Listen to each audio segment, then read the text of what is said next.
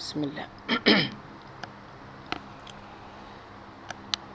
فتح افریقہ کا سلسلہ جاری تھا۔ یہ دستے افریقہ یعنی تونس کا رخ کرتے تاکہ مستقبل میں اس کی صورتحال سے واقفیت حاصل ہو اور اس کی فتح کا راستہ ہموار ہو۔ شہسواروں کے یہ رسالے اطلاعی دستوں کے مانند تھے جن کا مقصد دشمن سے متعلق تفصیلات فراہم کرنا ہوتا ہے۔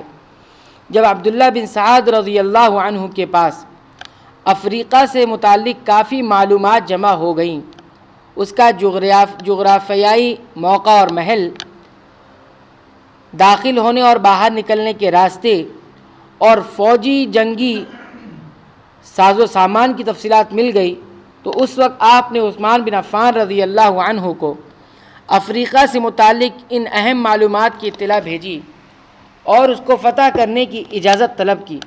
ان کی طلب قبول ہوئی اور دربار خلافت سے افریقہ کو فتح کرنے کی اجازت مل گئی۔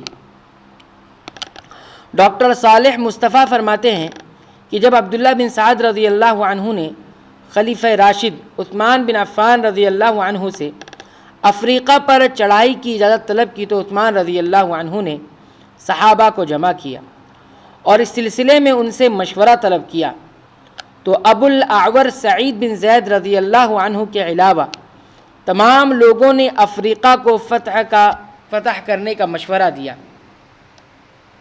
سعید بن زید رضی اللہ عنہ عمر بن الخطاب رضی اللہ عنہ کے موقف پر قائم تھے۔ جب صحابہ کرام کا اجماع ہو گیا تو عثمان رضی اللہ عنہ نے جہاد کا اعلان کیا۔ خلافت اسلامیہ کی راجدھانی مدینہ منورہ میں رضاکار مجاہدین کے استقبال کی تیاری مکمل کر لی گئی اور مجاہدین کی بھرتی اور پھر انہیں جنگی ساز و سامان سے لیس کر کے مصر کی طرف روانگی شروع کر دی گئی تاکہ وہ عبداللہ بن سعد رضی اللہ عنہ کی قیادت میں افریقہ پر چڑھائی کر سکیں اور نمایاں طور سے اس حملے کا اہتمام ظاہر ہو۔ بڑے صحابہ کرام، آل بیت کے نوجوانوں اور مہاجرین و انصار کی اولاد نے اس میں بڑھ چڑھ کر حصہ لیا۔ اس معرکے میں حسن اور حسین، ابن عباس، ابن جعفر رضی اللہ عنہم وغیرہ شریک ہوئے۔ صرف قبیلہ مہرہ سے 600 افراد، قبیلہ غنت سے 700 اور قبیلہ میدعان سے 700 مجاہدین نے شرکت کی۔ جب تیاری مکمل ہو گئی تو عثمان بن عفان رضی اللہ عنہ نے مجاہدین کو خطاب فرمایا، جہاد کی رغبت دلائی اور فرمایا، تمہارے اوپر میں نے حارث بن حکم کو امیر مقرر کیا ہے، اور جب تم سب عبداللہ بن سعد رضی اللہ عنہ کے پاس پہنچ جاؤ تو تم سب عبداللہ بن سعد کی امارت میں کام کرنا، یعنی ان کی امیری میں کام کرنا، وہی تمہارے امیر ہوں گے۔ اب میں تمہیں اللہ کے حوالے کرتا ہوں۔ روایت ہے کہ اس معرکے کے لیے عثمان رضی اللہ عنہ نے 1000 اونٹ فراہم کیے اور نادار مسلمان مجاہدین کو ان پر سوار کیا۔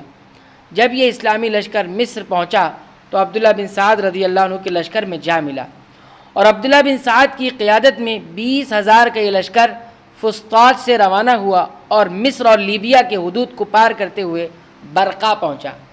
وہاں عقبہ بن نافع الفہری اپنے لشکر کے ساتھ آ کر ان کے ساتھ مل گئے۔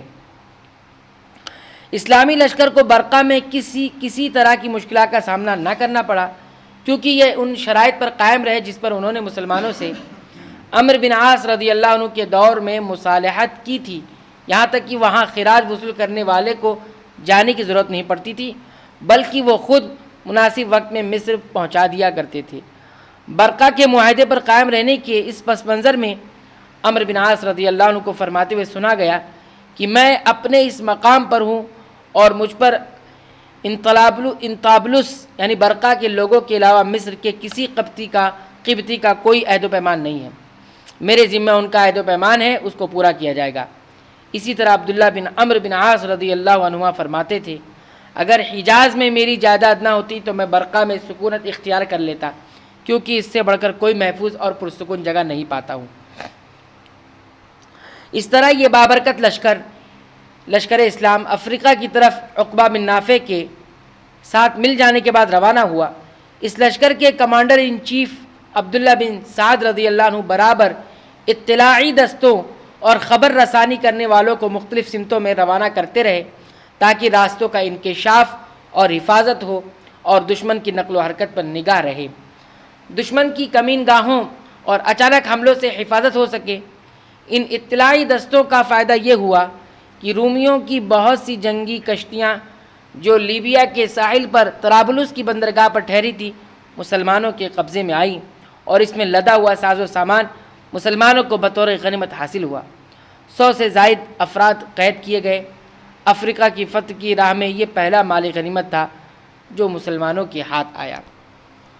اس جنگ کی اور بھی تفصیلات ذکر کی گئی ہیں، آئندہ درس میں ہم اسے دیکھیں گے۔ اللہ رب العالمین سے دعا کرتے ہیں کہ رب العالمین تو ہمیں صحابہ کرام کی سیرت سے عبرت اور نصیحت پکڑنے کی توفیق عنایت فرما، آمین۔